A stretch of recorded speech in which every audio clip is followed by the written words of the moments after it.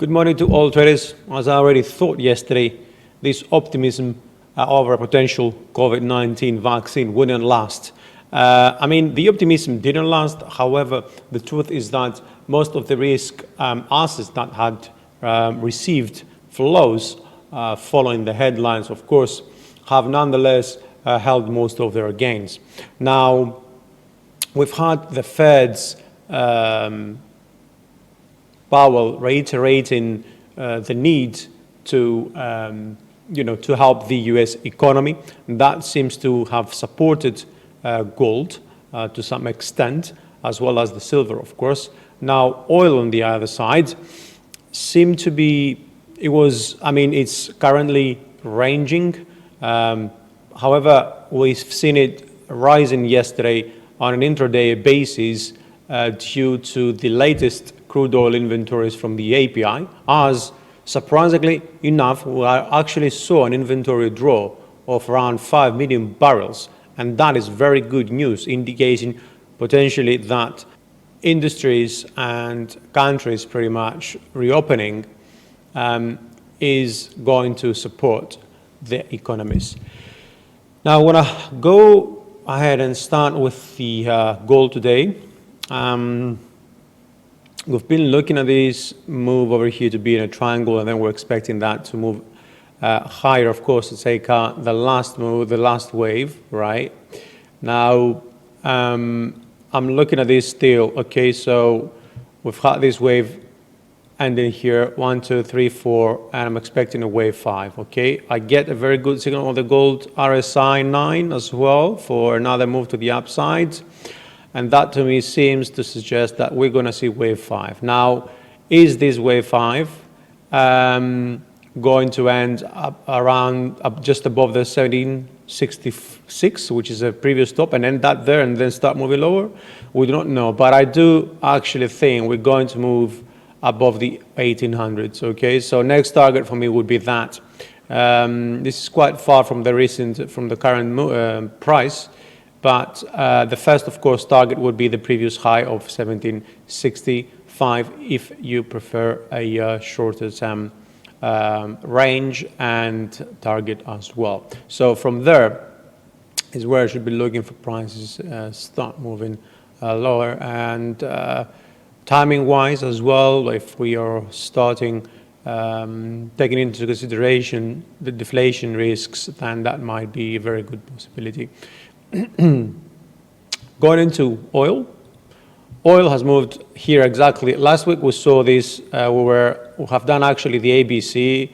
We talked about going on D and then E, and that's exactly what happened.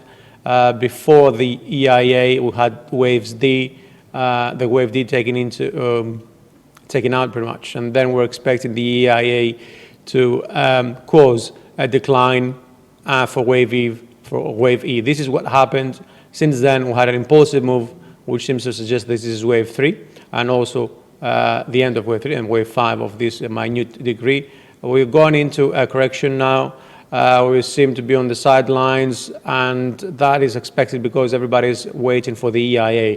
If the EIA confirms that the API report that it did, there is a stock draw, then we are going up with a very, very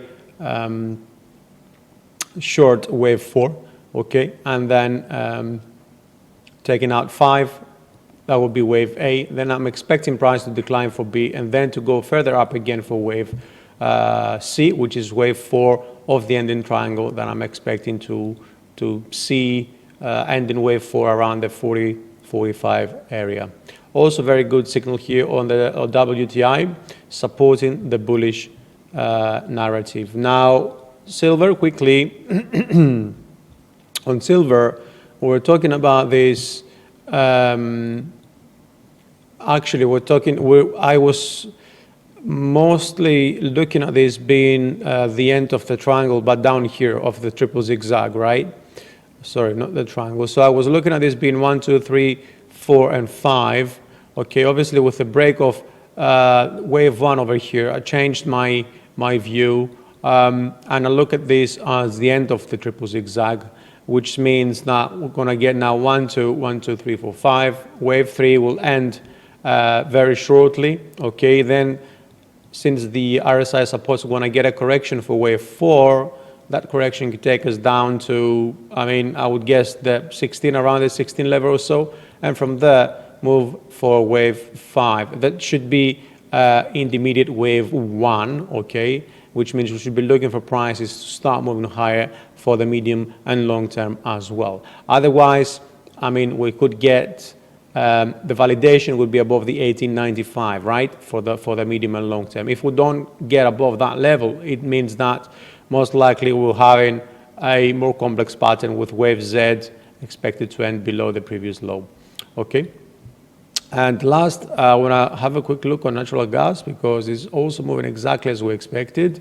We talked about this leading triangle over here. We're expecting a wave B with an ABC, and then around the 80 Fibonacci retracement over here at 1.5, and now we're expecting wave C. It's moving exactly as we expected.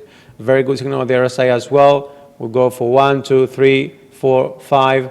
Probably this is going to be like first wave to the upside. Then we're going to get a 2, 3, 4, and 5. Or, of course, as a rollout version, we're going to get a 2, 3, 4, and 5. Okay? So I'm expecting that anyway.